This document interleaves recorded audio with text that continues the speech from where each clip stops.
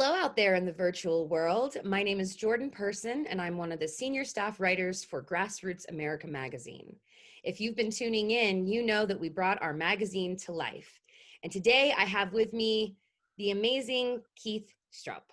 Keith, thank you for being here today. My pleasure. Always good to be with you, Jordan. Thank you. Keith is the founder of the National Organization for the Reform of Marijuana Laws.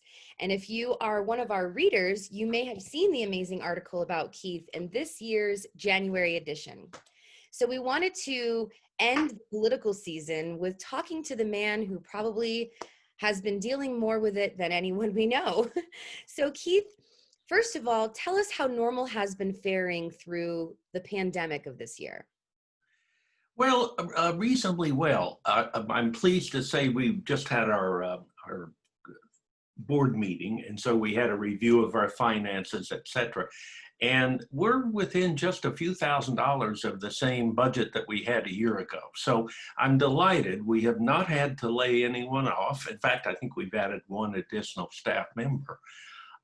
Eric Altieri, as you know, is our executive director now, and I think he's done a real good job of guiding us through this difficult time. Now, like everybody else, there have been some challenges. You know, a lot of what I do with NORML in these later years is I put on their 2 legal seminars each year, one in Aspen in June and one in Key West in December. Well, we had to cancel both of those this year because obviously nobody's going to jump on an airplane and come to a seminar. And even if they got there, we weren't allowed to have more than, I think, 6 people in any one meeting. So it would have been a small seminar. So we've rescheduled those. We plan to start again in 2021, but of course, nobody knows for sure if that's going to be feasible. So there certainly have been changes. And also our annual conference, which we always look forward to because we get our activists in from around the country and spend time together. I think we all feed off of each other's energy. Well, this year you can't do that. So our conference is Thursday and Friday this week, but it's online too. Everything is virtual. So, you know, we're surviving. By the way, we're doing well politically in the sense that there are right now, I think, 4 states that are likely to adopt full legalization on November 3rd, New Jersey, Arizona, South Dakota, and Montana. And those are, you know, those will be big states because they're getting into some of those parts of the country that we've never had much support before. So that's sort of exciting that we're still making progress on the state level. Now, we haven't had much progress in Congress. We thought we were going to have a vote in the House of Representatives on the MORE Act, which would totally deschedule marijuana under federal law. But that was put off because some of the Democrats from swing states were a little concerned about being recorded on a pro-marijuana vote right before the election. So we think now we're going to have that vote coming up sometime after the election, but before Congress adjourns. Okay. Can you tell me a little bit about, or tell our viewers a little bit more, what does the MORE Act include? Well, it's primarily, it says instead of, for years, all of us, including NORML, spent a lot of energy and effort in trying to move marijuana from Schedule 1 to a lower schedule. There are a total of 5 schedules on the Controlled Substances Act. But we finally figured out, number one, the processes for moving it to a lower schedule just never work. We spent years trying to do that.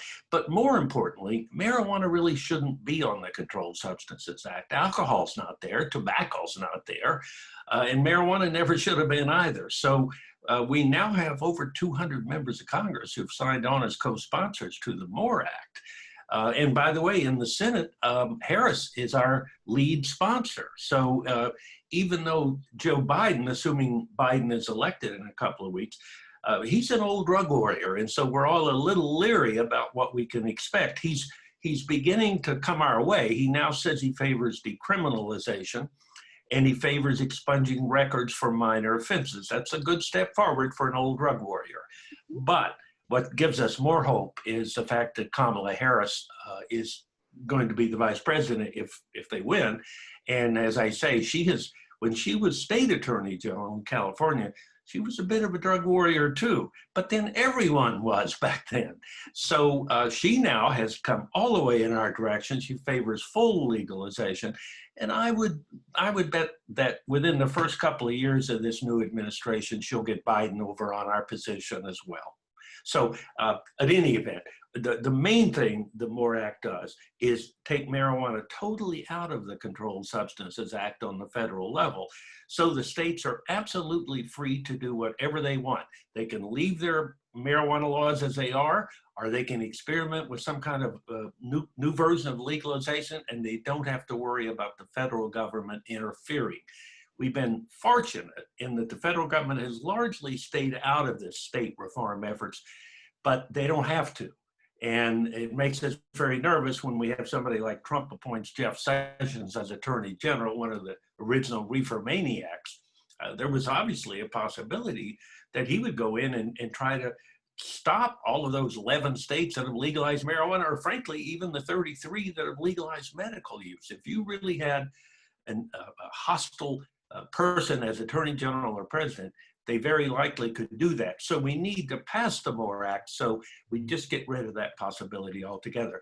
Now, again, I want to make it clear, we're not suggesting the federal government should dictate marijuana policy to the states. Simply, they should get out of the way. Absolutely. They should absolutely get out of the way. The last time I lobbied Congress with you was a few years ago now. I'm the former executive director of Denver NORML here in Colorado. And I spent about 5 years with the organization and loved every minute of it. It was a life-changing part of my life. Oh, you are also very good at it, by the way. Thank you very much. I miss it. I'll tell you, I miss it. But the last time I lobbied with you guys, I think it was in 2018, there were something crazy like 33 pieces of legislation on Congress's floor that were attached to cannabis. Is it still that high? Or is there were more than 30 bills introduced in the last Congress and are currently pending. Now, all of those will go away soon because obviously you start over again in January.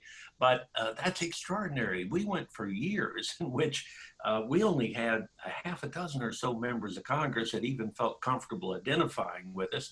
We would usually get one bill introduced. It would be a simple decriminalization bill or medical use bill, and never get a hearing, never got a committee hearing, never got a committee vote. I mean, we felt like we were talking to ourselves. That really has changed. And the reason it's changed is because we now enjoy roughly 66 to 68% support from the general public. The latest Gallup poll, I think, shows 68% support. 2 out of 3 Americans now say they support full legalization. And one of the reasons that's important is only about 14 or 15% of the public are current smokers.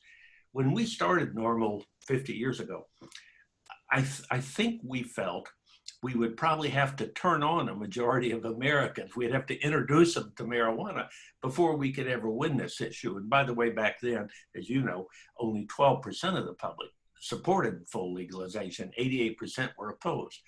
It was a long, slow trek, but after 50 years, we finally won the hearts and minds of a majority of the American public, including the non-smokers. So I think from here on out, I think we're past the tipping point. I truly do believe over the next 5, 6, 7 years, we'll legalize marijuana throughout the country, all 50 states. I'm looking forward to it. I'm looking forward to it for the fact of research. You know, I had this amazing conversation last week with this scientist that Dr. Igor Kovalchuk, who's been working on the COVID and cannabis theory. And I asked him, you know, what kind of research can you do in Canada? And he said, I can do anything. I can have a plant sent to me from any state that has the ability to send a clone or a seed or a live plant, and I can research any extraction. I can make any extraction. And my jaw was on my table. I'm like, I can't imagine. And he kept saying, just wait till America has that power. You guys are the leaders in science and technology. Wait till you have the ability to do what we do here.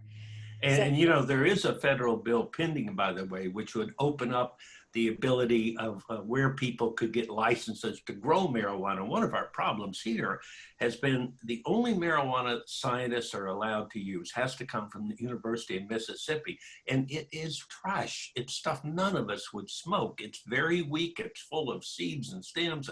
So it's not a good test for whether marijuana is effective for particular diseases. You need to have current regular strength marijuana to do that. We have it all over the place, but researchers are not yet allowed to use it in this country. Again, if Joe Biden is elected, I think by next year we'll pass that bill as well. oh, that would be amazing.